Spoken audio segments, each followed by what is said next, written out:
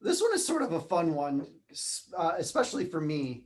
And it comes from almost daily. I have some fun conversations with my really good friend, Richard. We've known each other for like 15 years. We've been involved in many different deals. We've referred business to each other, and we're just really close friends.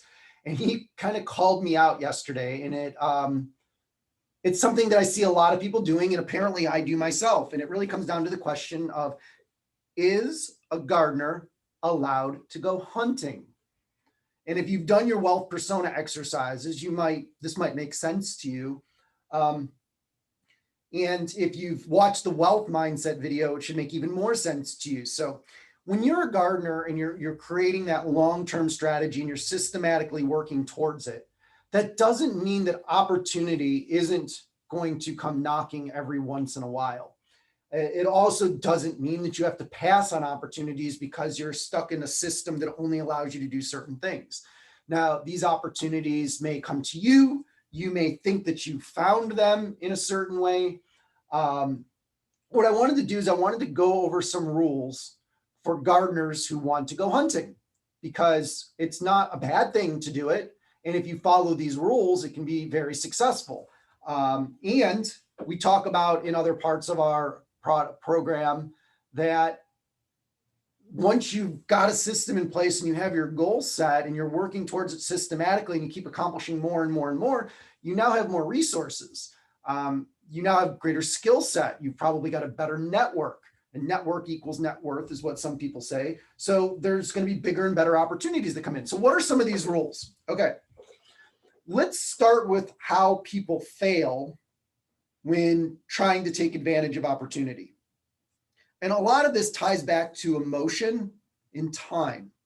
So, rule number one is you've got to do your research. There is no deal that is worth taking advantage of in a short period of time. Anytime someone comes to you and says, hey, you know what? I need $1 million. I'll pay you 20% in 60 days, plus your capital back. But I need to know now. The fastest way to scare investors off or to kill a deal is to put this artificial, even if it's legitimate, this short time frame on the decision, because it doesn't serve anyone. You have to allow yourself the time to do the research that makes your decision non-emotional. I started with that one instead of ending with it because it's the biggest one. If you can do just that one thing, I call it 3 seconds. It's typically longer, but often we feel like somebody tells us something and we've got to respond instantly, or we have to just our gut and our mind have to know without checking with our heart and our soul to make sure that it's the right decision to make. So when somebody brings a deal to you or you think you found a deal, take a step back. Don't take action. Be like, okay, well, let me get back to you. Let me do a little bit of research. And if they push you at that point, you already know it's a bad idea. A good deal doesn't need to be pushed. In fact, a good deal usually has so many people chasing it that the person that needs the deal or the person that brought the deal to the table is actually pushing you back a little bit and saying, hey, well, I want to make sure that this is good for everybody because I've got all these other people asking me and they're not lying. It's really a good deal. And you can usually tell. The second one is, and this is where hunters often fail, is first off, hunters don't really take the time to think about too many things. They're in the woods, they've got their bow ready to go. They see their prey in front of them and they're going to shoot to kill so that they can eat.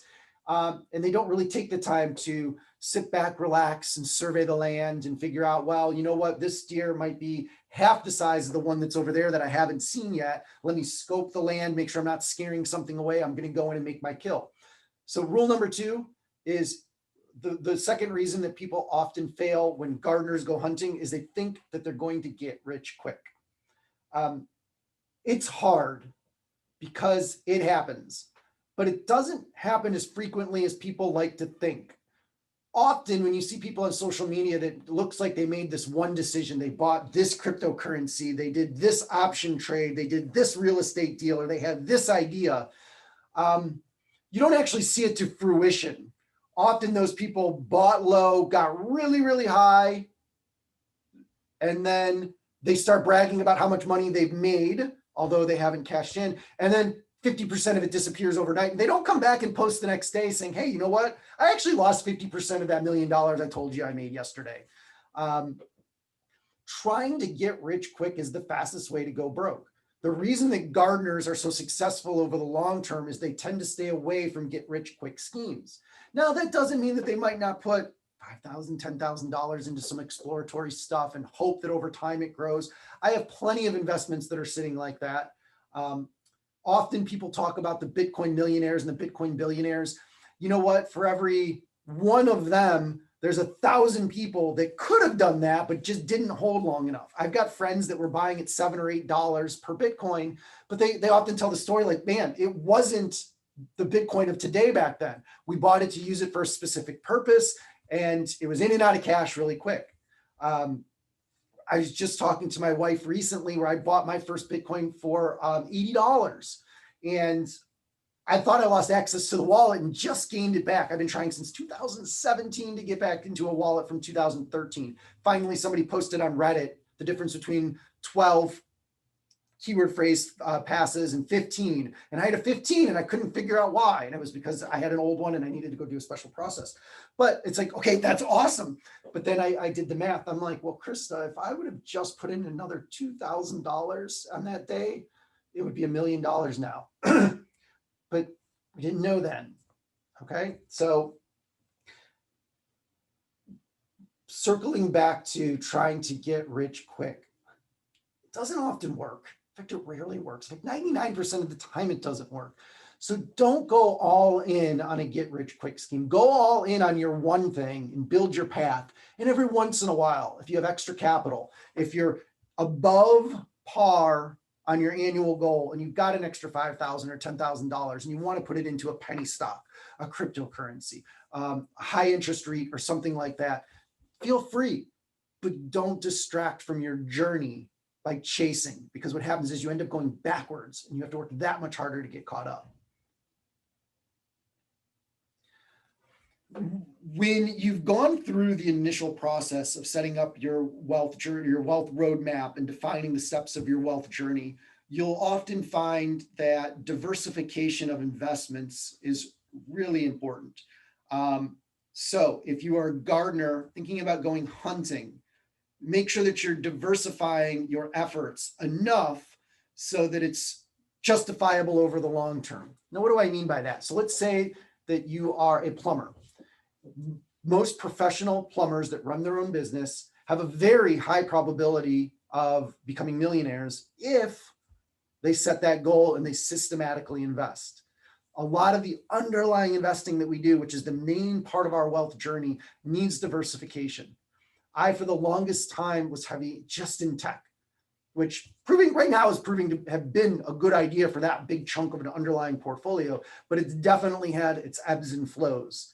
So when you're going hunting, look for diversification in your hunting. Get a little bit outside of your one thing path. But remember, you've got to do your research before you shoot that arrow. You've got to make sure that it's intelligent decision, not an emotional decision. You have to make sure that it's part of your journey and not a get rich quick scheme. And then in that diversification of every year you try a little something, you only need it to hit a couple times to help impact your overall journey in a successful manner. I'm going to close kind of back where I started, back on emotions. Hunters are not emotional. Yes, there's a high after you make a kill. Yes, there's a high after a successful investment, but you can't go into the hunt emotional. When you do, you make bad decisions. Emotional decisions are almost always bad decisions, whether it's your professional life, your wealth life, or your personal life. You've got to take that 3 seconds, which is one breath, and think about the decision you're about to make. And if it, after all of your research, checking your emotions, diversifying your decisions, making sure that this isn't something that you are taking action on because you think you're going to get rich quick. If it still seems like a good idea, by all means, gardeners, put down your shovel and pick up your bow. It is okay to go hunting. Peace.